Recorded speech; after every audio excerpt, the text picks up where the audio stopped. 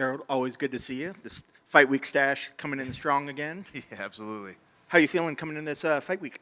I feel really good. Camp went great. Coming off of 2 victories this year, and weight's in a good spot, so we're all good to go. You have all this momentum moving forward, and they give you this killer that's coming in from out of the organization, former champ. Does that excite you? I mean, like, what are your thoughts? I mean, is that a reward for your work, or is that questionable? Like, you're like, why am I getting this new guy making his debut over into the UFC? I mean, I think it's a good thing. I think there's a lot more.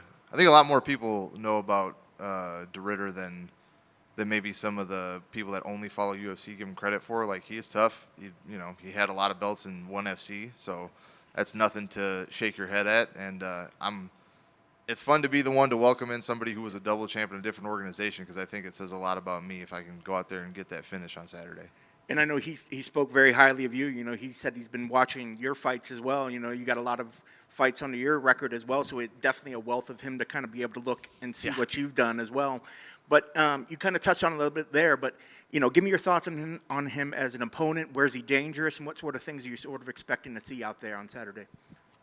I expect him to be at his best. He's a very, very good grappler. I mean, especially like straight jiu-jitsu style grappling. I think he's one of the last guys that like really goes out there and implements that in his game plan. I was just saying in a different interview that he's definitely more in the style of like a Gunnar Nelson or a Damian Maia, and I think he's just as dangerous as either of those guys. You know what I mean? He's got a very long build. He doesn't have like the traditional wrestling that you would think of for takedowns, but he has a lot of tricky little judo trips. He's going to get a holding people and jumping on their back, even though he's a big lanky guy. He kind of uses that to his advantage. And when he does get you down, he's going to work to like keep good top pressure and pass to get to that submission. It's probably not going to be as much ground and pound or striking and like riding wrestling control like that, but he's very good at getting to the sub. Obviously, throughout his career, most of his wins are by submission. And if he doesn't get the submission, you got to deal with that guy being clung to you for 15 or 25 minutes, depending on if you got a title fight or not. So he's definitely a game opponent. And this is a guy that hasn't fought at middleweight since like maybe 2018. He looked fine when we saw him in there earlier. Is that ever something that you think about, coming in? Like, is there any worry if he's going to make weight, or is there the thought of maybe he's going to have a hard cut, maybe he's going to be depleted? Are these the sort of things when you think about somebody that is making a move back to a division that you've been in for a while?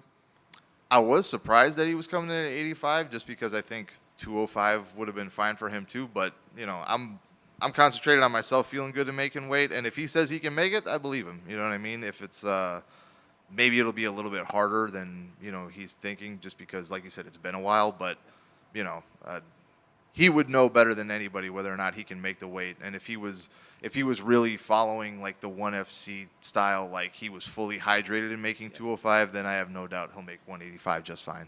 Yeah.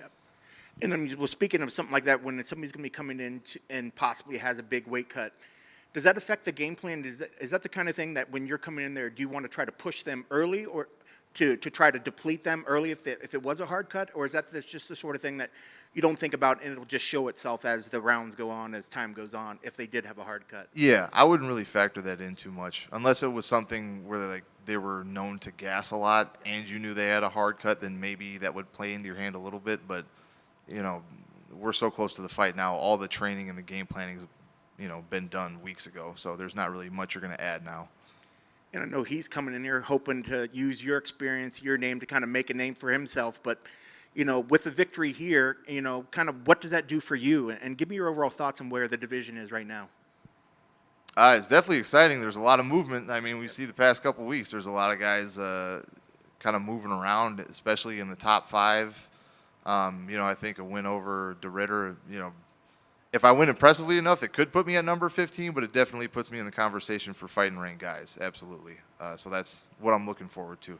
Is that a goal? I mean, obviously you want to get the win on Saturday, but top 15, top 10, is that the immediate goal for 2024 or 2025?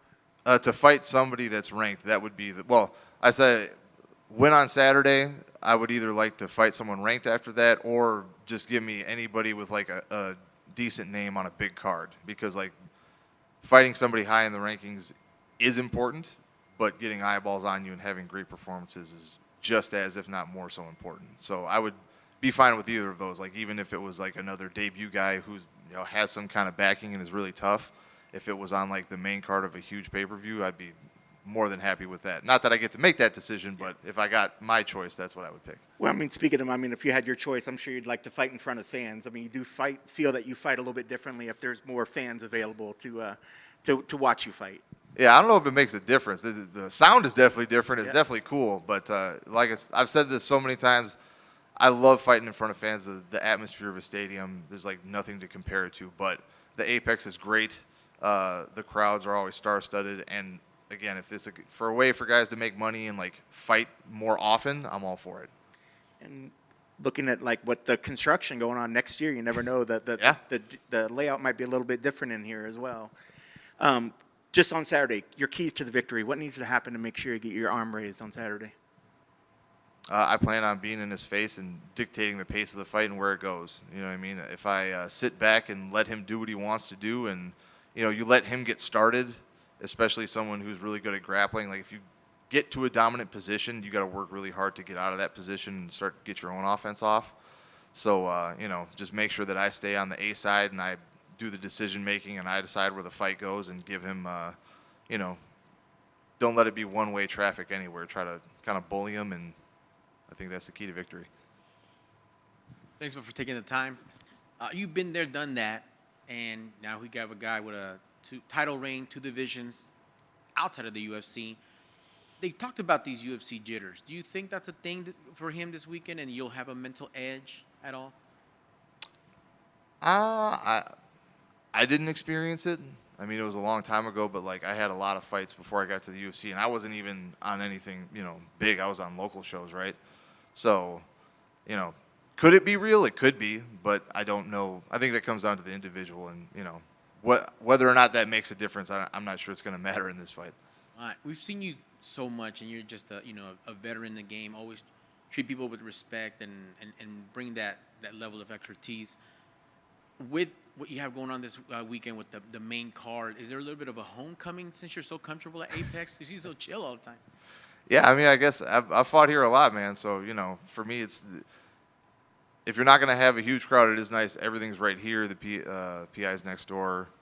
The UFC staff's always great. It's easy to get everywhere. Whatever you need, you can find in Vegas for sure. So I guess, this is like kind of my home away from home at this point. Are there any, and that's awesome, by the way. That's such an advantage. Are there anything new that you could share with us that you added to this fight camp, to your bag of tricks, anything, little tweaks here and there? Nothing crazy. I mean, the only thing that I did a little bit differently was I was a lot more disciplined on so for strength and conditioning, instead of, doing exactly what I had been doing before, I followed an outline, but just got back to super basic stuff, just building good old-fashioned horsepower, heavy lifts, heavy movements, heavy back squats, heavy bench, nothing crazy as far as accessory movements, just enough to keep my joints intact, but just good old-fashioned powerlifting to add some extra stopping power. That's awesome, man. And last for me, the way you describe them, clearly someone has been studying tape. Do you welcome it going to the mat? Kind of like, yeah, man, let me show me what you got. Yeah, I'm ready for wherever it goes. You know what I mean? Like I said, as long as I'm the one dictating the pace and pushing forward into him, I'm fine with whatever happens. Yes, sir. Well, can't wait to see it, and good luck on Saturday. You mentioned that the powerlifting. Sorry, I know a lot of times when we hear fighters come in, they when they tend to lift, they talked about more like just functional lifting. Enough to work speed and strength. But powerlifting and lifting heavy, is that something that's always been part of your training regime, or is that something that you've taken on more as you've gone on in the sport and as you've got older? It's kind of always been part of it, but it's just there was a lot of other stuff that maybe I didn't have time for. I just focused on the meat and potato stuff. And really I'm not powerlifting to be a powerlifter, right? But you do big heavy movements that will check all the boxes. You're going to move faster. You're going to you do a heavy squat, you're going to get higher foot force production, which is ultimately going to help everything else. Now, you still got to sprint and do other stuff to make sure that transfers, but getting stronger will improve everything. Heavy bench press, same exact thing. I think all guys do this when they say, I do functional stuff. They either A, don't actually understand what they're talking about, or they're just not including that they also do that. And some guys are naturally freakishly strong, but, the low-hanging fruit for anybody that wants to get in shape, but especially professional athletes, is move heavy stuff, get enough sleep, and eat like an adult.